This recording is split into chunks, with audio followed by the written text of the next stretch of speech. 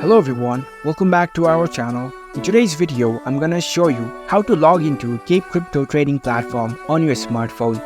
It's a very simple and easy process, so let's get started. First of all, on your phone, make sure that you are connected to the internet and head over to your preferred web browser. Once you're on the browser, tap on the search bar and type in Cape Crypto and search for it. In the search results, you will see the Cape Crypto official website.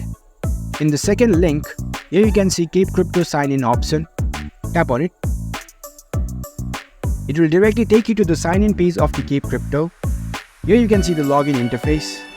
You must have already created your account before in order to log in, so you can enter your registered email address and your password.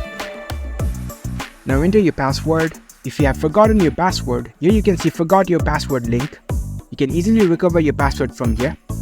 So after entering your login credential, you can tap on the sign in button and you will be logged in with your account. So that's it. That's how you can log into Cape Crypto trading platform. If you found this video helpful, don't forget to give this video a thumbs up and subscribe to our channel for more tech tips. Thank you for watching.